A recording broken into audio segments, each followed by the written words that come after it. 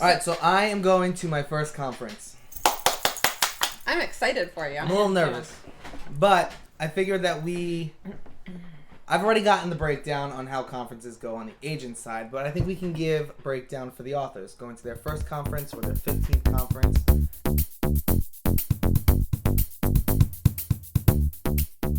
We should give everyone 5 tips for getting the most out of a conference. Yeah.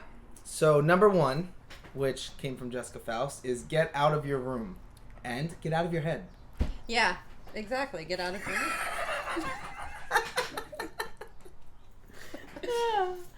Okay then. Yeah, get out of your room. Well, I mean, you're not going to get anything out of a conference if you're hidden in your room or, to be honest, on your phone in front of your laptop. I was at a conference a few years ago where I went to the lobby. I had some free time, and I thought I would try to mingle with people because that's what I go to conferences for.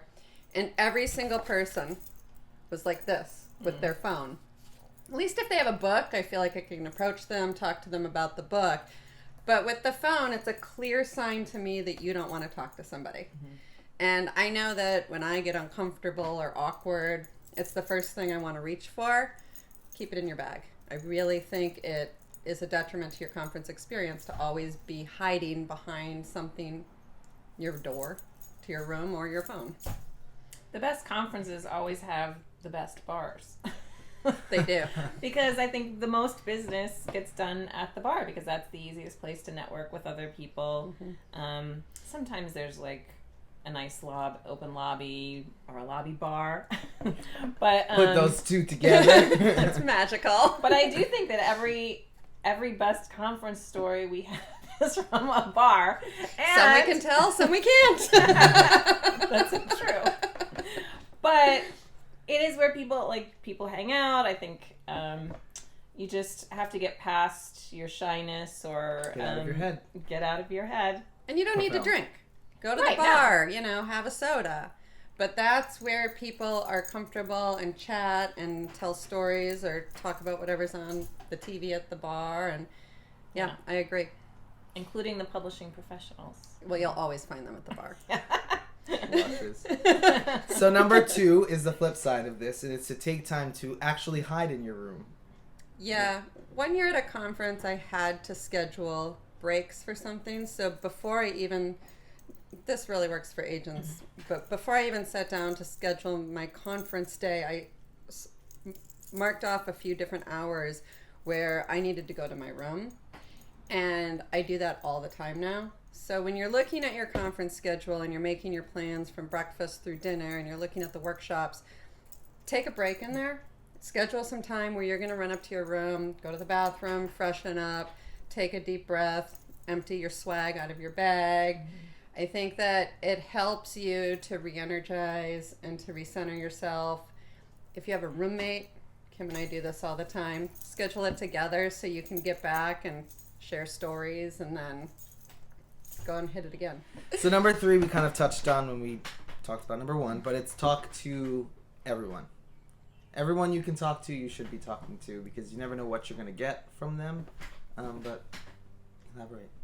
Yeah, well, I think a lot of times I end up at these banquet tables, and I mean, granted, sometimes it's hard because it's so loud in the room, it's hard to talk to the person that's on the other side of the banquet table, but I do find that there's a lot of people that are just talking with their friends. They sit with their friends at the banquet table, but then they're not, I don't have anybody talking to me, and honestly, you should be there to talk to the publishing professionals or to other authors that you don't already know and networking. Who knows who could be a future potential blurb or CP. Right. So make sure you're making the most of those opportunities instead of just gabbing with your friends. You can do that over room service at 11 o'clock later. Yeah, and maybe make a deal with your roommate. Like, we're going to go to this dinner. We're not going to sit together. Yeah. And we'll come back into the room later and share the business cards of the people we met. And it's not just publishing professionals, it's other writers. It's also really awkward for me when I get to a table and everybody's talking in little groups. And it's like high school. I've actually been at conferences where I feel like nobody wants to talk to me, and it's like, okay. It's weird. It is. Yeah, and it doesn't always, there are simple ways. You don't have to pitch your book, which we'll get to, but there are simple ways to strike up a conversation. What have you read lately? You're all readers, apparently, I would assume. What are you working on? Anything. I like to find out about the area. Have you been to see blah, blah, blah? Or, I like to ask people what they would recommend I see if I have free time. That kind of thing is just a good conversation starter. Right. So number 4 came from Kim, and it's to focus on networking rather than pitching. What do you mean by that? Well, like Jessica said, I think people feel like the time that they get with an agent is so limited that they have to make the most of it by pitching their book. But I think really making the most of those opportunities is making yourself memorable. And the conversations I remember most from people I've met at conferences are not them pitching their books to me. It's like striking up a conversation, finding something you have in common. And then when, it doesn't mean I don't want to hear about their book, but I think so many conference people are just like so focused on pitching that they lose sight that the real goal should be networking. Which is just getting to know us. And right. We had this conversation before we came on video, and one of the things that I came to realize is that I have connections with authors from years of conferences, people I still talk to who are not clients, but people I've connected with, and we stay in touch and communicate a lot. And every one of those was made at a conference that was not heavily pitch focused. It was just a conference that was really about networking and getting to know each other. And I think the writers felt more relaxed in connecting with people because they didn't feel like it was about the pitch. Right. Right, and I remember going with you, tagging along to Thriller Fest 2 or 3 years ago. I can still remember the people that we sat with at that table because we didn't talk about their book until we were leaving, really. They didn't bring up their book. Yeah. We were just talking to them about them and in general. Yep.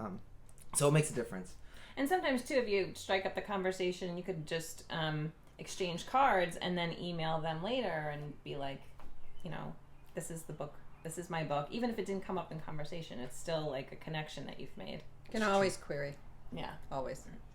But number 5, have that pitch ready. Yeah, when you're at a conference, the first question people are going to ask you is, what's your book about? Not just agents and editors, but everybody you meet is going to ask you what your book is about. So have your pitch ready, not in the, I'm going to sit down with an agent and pitch my book, but I'm going to be on the elevator or at the dinner table or wherever else, and I have to have that pitch ready. It's both good practice and good research because you're getting people's reactions right there, and you're getting practice pitching. So, and when you total strangers. When you become published, you are constantly going to have to tell people about your book. You're going to have to pitch your book, so you might as well start now. Yep, and good luck at your 1st or 10th conference. Good luck at yours. Thanks. Yeah, can't wait to hear about it.